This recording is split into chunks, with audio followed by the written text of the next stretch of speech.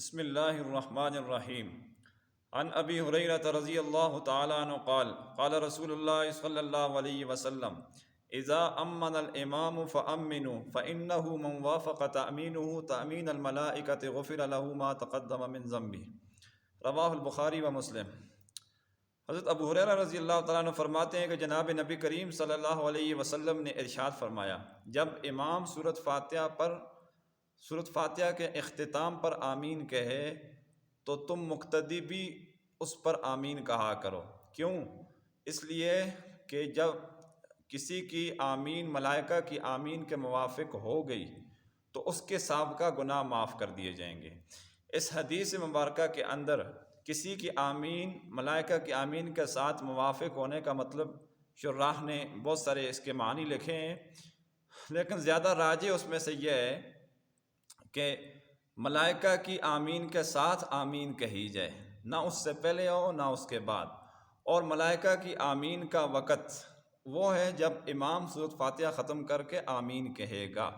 اس بنا پر رسول اللہ صلی اللہ علیہ وسلم کے اس ارشاد کا مطلب یہ ہوگا کہ جس کی یعنی مقتدیوں کو چاہیے کہ وہ اس وقت پر سورۃ فاتحہ کے اختتام پر امام کی آمین کے ساتھ آمین کو ملائیں، یہی ملائکہ کی آمین کا وقت ہے۔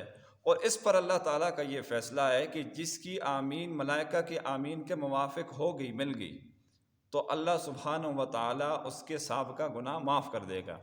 یہی حدیث 2-3 مرتبہ اور بھی آتی ہے لیکن راوی مختلف ہیں۔ ایک حدیث کے اندر یہ آتا ہے اذا قال الامام وللضالین فقولوا آمین، اس کے بھی آخر میں یہی الفاظ ہیں فإنه من وافق تأمینه تأمین الملائکۃ غفر له ما تقدم من ذنبہ، کہ جب امام وللضالین کہے تو تم بھی آمین کہو۔ کیوں؟ ملائکہ کی آمین کے ساتھ جس کی آمین مل گئی تو اس کے سابقہ گناہ معاف کر دیے جائیں گے۔